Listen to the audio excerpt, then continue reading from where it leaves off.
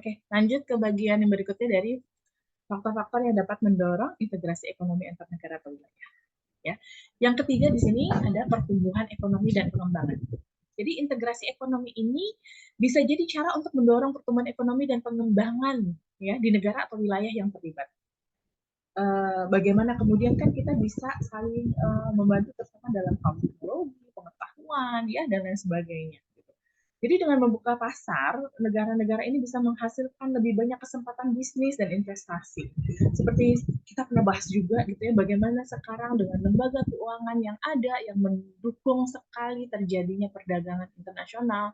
Jadi teman-teman bahkan kita pun bisa punya kesempatan untuk punya atau misalkan punya usaha ataupun membuka kesempatan bisnis gitu ya dengan investor-investor dari luar dan sebagainya. Karena sekarang barrier atau sekat antar negara juga semakin tipis ya, gitu. Dengan adanya teknologi yang luar biasa, ini sebenarnya membantu. Jadi teman-teman juga harus belajar bahwa ke depan cita-cita teman-teman bisa jadi bukan hanya membayangkan diri kita sebagai seorang karyawan gitu ya, tapi bisa juga orang-orang yang punya bisnis sendiri atau menjadi wirausahawan gitu. Karena sekarang eh, tidak terbatas kita hanya bisa berbisnis dengan konsumen yang ada di negara kita aja, tapi kita bisa merambah kemana-mana gitu dengan adanya pasar bebas dan sebagainya. Ya. Dan ini akan mendorong gitu ya pertumbuhan ekonomi di satu negara. Apabila di satu negara ada banyak sekali entrepreneur di sana, ada banyak sekali bisnis yang juga di uh, apa ya, yang kemudian bisa menyerap banyak tenaga kerja, itu akan meningkatkan perekonomian negara tertentu. Gitu ya. Dan mudah-mudahan ini juga menjadi kekuatan dari Indonesia nantinya ya. Saya yakin kok, kita harus yakin bahwa negara kita ini nggak kurang gitu ya dari segi kemampuan. Cuma kita memang harus mendorong diri kita gitu untuk lebih, untuk bisa punya karakter-karakter yang uh, mau terus berusaha dan apa ya, nggak mudah menyerah mungkin ya, gitu. Bisa membaca berbagai peluang dan kreatif dalam uh, melihat peluang-peluang yang ada. Gitu. Terus kemudian teman-teman untuk keamanan dan stabilitas tentunya ini juga faktor yang mendorong integrasi ekonomi. Jadi ini adalah salah satu cara seperti yang saya sebut tadi untuk memperkuat hubungan politik dan keamanan antar negara-negara. Ya, apabila sudah banyak kerjasama tentunya antar negara, misalnya ya antar negara ASEAN, nggak pengen punya konflik dong, akan berusaha menyelesaikan sebaik mungkin, karena kalau misalnya kita berkonflik, misalkan Indonesia, Malaysia punya konflik, terus kemudian pemerintahnya juga sama-sama keras gitu ya, lalu kemudian konflik ini menjadi lebih meluas, tentunya gitu, kerjasama-kerjasama yang sebelumnya sudah terbangun akhirnya uh, jadi apa ya, tidak menguntungkan atau misalkan ya tidak akan jadi runtuh lah istilahnya. Apa yang sudah diupayakan selama ini ya sudah hilang gitu ya.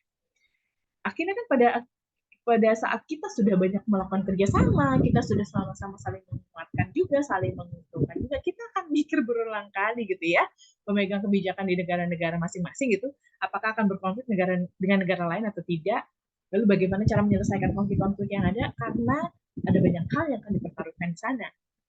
Sehingga pada saat kita punya banyak apa ya, ikatan dan kerjasama, diharapkan kita juga punya hubungan politik dan keamanan yang lebih baik antar negara-negara. Apalagi ada yang di dalam satu wilayah atau regionalnya gitu ya, itu pasti akan menguntungkan gitu dengan banyaknya kerjasama. Nah, dalam beberapa kasus contohnya ini kan ya, bisa mengurangi ketegangan politik dan konflik gitu ya.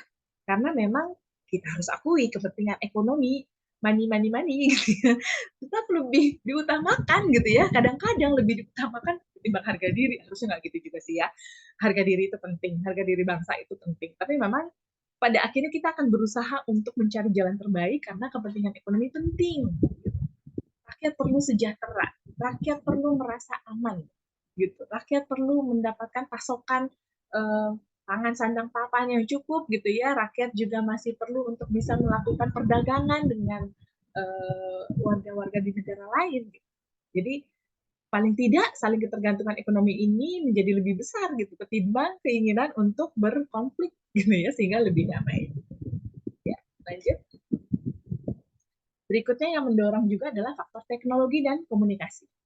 Ya, perkembangan teknologi dan kemajuan dalam komunikasi global ini telah mempermudah ya interaksi ekonomi antar negara.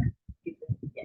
Itu sekarang ya sama ya, kita bahkan bisa berkomunikasi. Contoh teman-teman pengen liburan deh ke Malaysia, Malaysia lagi murah di kerjaan ibu-ibu yang iseng kerjanya liatin tiket pesawat gini ya. Jadi saya gitu, kalau teman-teman nabung aja ya, dari tiap bulan nabung 100.000, 100.000, mungkin udah lebih dari 1 tahun nabungnya. Pertama, contohnya ya, ini kan juga masalah perekonomian tentang wisata. Teman-teman bisa booking tempat penginapan yang murah meriah, bisa cari dari berbagai aplikasi yang ada. Dan itu apa ya? Dia memuat banyak sekali tempat penginapan yang ada di seluruh dunia. Contohnya ada beberapa aplikasi lah, saya nggak di endorse soalnya nih, teman-teman tahu lah gitu ya, aplikasi-aplikasi untuk pesan hotel dan sebagainya. Mulai dari harga yang murah kita bisa cari. Tiket pesawat sekarang, wah, dari berbagai maskapai penerbangan di dunia kita bisa lihat mana yang lagi murah nih untuk ke negara ini, ke negara lain gitu ya. Itu bisa kita cari. Apalagi kalau negara-negara ASEAN biasanya, apalagi ya dengan negara-negara yang memang kita sudah tidak perlu visa gitu ya, tapi perlu paspor ya, karena paspor itu tanda pengenal, jadi tetap harus punya. Jadi teman-teman bisa nih mesen hotelnya langsung dari handphone sendiri, mesen pesawat langsung dari handphone sendiri gitu ya. Lalu kemudian di sana juga teman-teman bisa tinggal aplikasi yang dibutuhkan selama mobilitas di negara lain bisa juga di-download oleh kita dan lain sebagainya, sehingga sampai pulang ke negara sendiri gitu ya. Bayangkan betapa mudahnya sekarang teknologi informasi dan komunikasi ini untuk mendukung bisnis.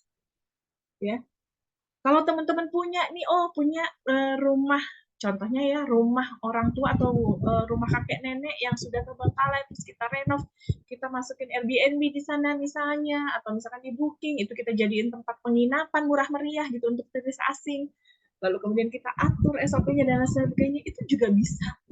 Jadi teman-teman sangat memudahkan sekali. Memang pada akhirnya integrasi ekonomi ini didukung gitu ya, didorong oleh adanya faktor teknologi dan komunikasi yang semakin canggih. Pergerakan datanya menjadi lebih efisien, lalu kolaborasi lintas batas yang juga lebih mudah gitu ya. Sehingga negara-negara banyak yang lebih terhubung secara ekonomi. Itu faktornya ya yang mendorong. Lalu kemudian ada nggak sih kendala dan tantangannya dalam proses integrasi ekonomi ini? Tentunya ada dong. Ini kan antara negara-negara yang berbeda pemerintahnya, berbeda culture-nya, berbeda kebijakannya gitu ya. Lalu kemudian harus sama-sama bersatu, bekerja sama gitu. Kita aja kerja kelompok ya teman-teman, pada saat lagi di kelas kerja kelompok aja kadang-kadang panjang gitu yang harus dibahas. Kadang-kadang ada konflik juga, ada harus kompromi, harus saling lapang dada gitu ya. Apalagi ini antar negara yang tentunya punya kepentingan yang berbeda-beda gitu. Ya. Apa sih kendala dan tantangannya dalam integrasi ekonomi? Antara lain pertama nih ada perbedaan kebijakan ekonomi. Ya. Tentunya tiap negara punya kebijakan ekonomi, peraturan dan hukum yang berbeda. Nah, perbedaan ini yang kadang-kadang nih jadi hambatan dalam integrasi ekonomi karena kalau misalnya kebijakan-kebijakannya agak-agak mirip gitu ya atau selaras lah gitu, mungkin akan lebih mudah. Tapi pada saat ada perbedaan-perbedaan yang agak gapnya terlalu jauh gitu ya, mungkin ini yang agak menjadi hambatan adalah bagaimana menyelaraskan kebijakan-kebijakan ini. Ya, misalnya perbedaan dalam peraturan perdagangan kah, regulasi lingkungan atau kebijakan fiskalnya gitu ya, sehingga dapat mempengaruhi aliran barang dan jasa antar negara atau wilayah. Gitu. Terus yang berikutnya adanya ketimpangan ekonomi, ya. Contoh nih, ketimpangan ekonomi negara-negara atau wilayah-wilayah yang terlibat dalam integrasi ekonomi ini bisa jadi memiliki tingkat pengembangan dan kekuatan ekonomi yang berbeda, ya. Ketimpangan ini juga bisa menciptakan ketidakseimbangan dong pada aliran barang, jasa, dan investasi dan tenaga kerja. Lalu kemudian, mohon maaf yang belum di-mute, saya mute ya. Udah? Oke. Nah, negara atau wilayah yang lebih kuat secara ekonomi akan sangat mungkin untuk lebih mendominasi pasar. Ya.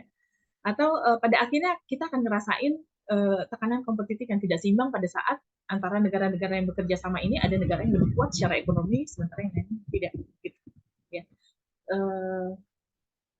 Berikutnya lagi, kendalanya adalah tentang masalah kedaulatan nasional. Jadi integrasi ekonomi yang lebih dalam dapat menimbulkan kekhawatiran, gitu ya, tentang hilangnya kedaulatan nasional. Tapi juga pernah cerita ya bagaimana pada saat awal-awal ada ide tentang perdagangan bebas pun banyak ahli-ahli Indonesia yang juga punya banyak pendapat gitu yang berbeda-beda. Dan memang banyak sekali kekhawatiran-kekhawatiran muncul. Wah, kita belum kuat nih secara ekonomi. Wah, kita masyarakat kita masih lemah nih gitu. Dari tingkat produksi dan lain sebagainya. Nanti bagaimana gitu ya. Pasti akan ada kekhawatiran dan itu kadang-kadang menjadi hambat ya. Karena khawatir terjadi hilangnya kedaulatan nasional. Walaupun kita bisa simak ya bagaimana negara-negara ada juga yang kemudian dibantu oleh negara lain, lalu kemudian tidak bisa bayar hutang, lalu kemudian mereka dengan terpaksa harus menggunakan mata uang dari negara yang memberikan hutang dan lain sebagainya. Tapi di luar dari itu, di luar dari kejadian-kejadian itu ya, khawatiran ini memang uh, bisa jadi nyata kalau memang tergantung sih ya pada akhirnya bagaimana kemudian kesepakatan-kesepakatan di awal dan tergantung bagaimana niat dan ataupun itikat dari tiap negara yang bekerja sama gitu ya. Tapi ini bisa menjadi hambatan kekhawatiran ini. Beberapa negara juga mungkin ragu ya untuk berikan wewenang pada entitas ekonomi ataupun organisasi internasional dalam pengambilan keputusan ekonomi. Ya. Lalu berikutnya ada masalah perbedaan budaya dan bahasa. Ini kan pada saat ada kerjasama antar negara, jadi sering melibatkan interaksi antara negara atau wilayah dengan budaya dan bahasa yang berbeda. Perbedaan budaya dan bahasa ini juga bisa menjadi kendala gitu, apabila misalnya eh, apa, komunikasinya tidak lancar, tidak memakai penerjemah dan lain sebagainya, sehingga bisa jadi ada komunikasi yang terhambat karena salah pengertian misalnya, salah memahami. Sebenarnya ini sangat merugikan pada saat kita mengadakan negosiasi dan sebagainya gitu ya, jadi kurang efektif. Ini juga termasuk masalah perbedaan. Walaupun gimana, masalah hambatan gitu ya. Walaupun gimana pun juga yang namanya hambatan, harusnya sih gitu ya, bisa dicari jalan keluarnya bagaimana mengatasi ini. Ya, contohnya kayak budaya dan bahasa. Kan bisa sebenarnya kita saling memahami dulu, saling belajar. Kalau saya selalu mengingatkan teman-teman kalau Anda mau kerja sama dengan tempat apa maksudnya dengan kerjasama dengan orang-orang yang berada dari luar negeri, Anda pahami juga bagaimana cara kerja mereka, bagaimana kebiasaannya pada saat bertransaksi, atau misalnya mana yang bisa Anda percaya atau mana yang tidak, bagaimana bahasanya, kalau Anda tidak juga memahami bahasanya, Anda bisa pakai penerjemah dan lain sebagainya, gitu ya. Jadi memang harus ada strategi bagaimana mengatasi hambatan-hambatan seperti ini. Jangan kemudian nekat sehingga di tengah jalan terjadi masalah-masalah. Preparation is important ya, gitu dalam bisnis tetap gitu ya. Selain itu perbedaan budaya juga ya mempengaruhi preferensi konsumen gitu ya, bagaimana cara bisnis dilakukan juga. Sama seperti saya cerita nih contohnya yang saya pernah cerita ya, saya lagi keluar ternyata orang tuh banyak yang seneng banget sama tas saya gitu. Sementara tas itu saya dapetin sebenarnya dari lembaga apa umroh dan haji gitu. Karena memang dikasih tas buat bawa mukena dan lain sebagainya, cuma ada sulaman-sulamannya. Di mana Indonesia sebenarnya emak-emaknya di ibu-ibu yang ada di rumah-rumah ini senang menyulam. Tapi kemudian di negara lain dengan culture mereka yang mungkin tidak seestetik kita gitu ya, ternyata itu menjadi hal yang menarik. Kalau kita kreatif, kalau kita kemudian cepat membaca peluang, maka itu langsung jadi peluang bisnis. Cari ya negara-negara yang kemudian menyenangi peralatan-peralatan kayak tas dan lain sebagainya, dompet dan lain sebagainya yang kemudian disulam dan dihias dengan cantik gitu ya. Di mana di Indonesia itu banyak sekali pengrajin yang luar biasa hasil karyanya. Gitu. Itu bisa kita jual keluar. Gitu. Jadi justru kita cari negara-negara yang punya culture yang berbeda dengan kita, tapi mereka punya potensi untuk sangat menyukai culture-culture kita, terutama dari segi kerajinan dan lain sebagainya yang bisa kita jual. Lalu berikutnya, teman-teman, kendala dan tantangan dalam proses integrasi ekonomi juga antara lain adalah tantangan hukum dan hambatan administratifnya. Ya, tentunya perlu harmonisasi ya dalam hal hukum dan peraturan antara negara dan wilayah terlibat. Memang agak rumit gitu ya, dan pastinya butuh waktu yang lama, tapi memang ke depannya kita berharap bahwa dengan hambatan ini diatasi, maka akan terjadi integrasi ekonomi yang lebih baik ke depannya. Ada kesepakatan yang kemudian kesepakatan-kesepakatan yang ada ya pada akhirnya ini akan menjadi kesepakatan yang saling menguntungkan banyak pihak. Lalu kemudian hambatan administratifnya ya ada masalah sistem perpajakannya nih, ada prosedur bea cukai yang berbeda, lalu kemudian regulasi bisnisnya juga gitu yang berbeda gitu di tiap negara. Terus berikutnya apalagi ya kendala dan tantangannya, itu berikutnya ada ketidaksetaraan sosial dan distribusi pendapatan. Jadi integrasi ekonomi ini dapat menghasilkan konsekuensi sosial dan ekonomi yang nggak merata.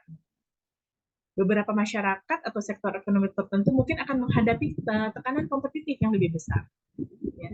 Contohnya pada saat, ini kayaknya saya nulisnya, ngetiknya belum kelar nih, mohon maaf ya.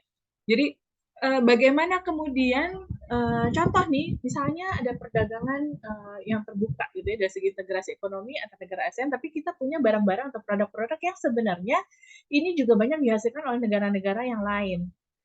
Gitu. Sehingga pada saat kita ada beberapa gitu ya usaha yang kemudian atau sektor ekonomi yang justru menghadapi kompetisi yang luar biasa gitu dengan adanya persamaan ini. Bisa jadi saling kerjasama ya, tapi bisa jadi merupakan sistem jadi muncul iklim kompetitif yang luar biasa.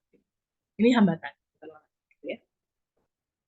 Berikutnya, syarat umumnya apa sih? Berarti kan tadi udah ada tujuannya ini, terus faktor pendorongnya ini gitu ya. Lalu kemudian ada kendala atau hambatan. Tapi perlu dong dipahami bahwa ada loh syarat-syarat umum yang harusnya gitu ya bisa dimiliki oleh tiap negara yang bekerja sama itu untuk melaksanakan integrasi ekonomi supaya berjalan dengan baik kan ya gitu.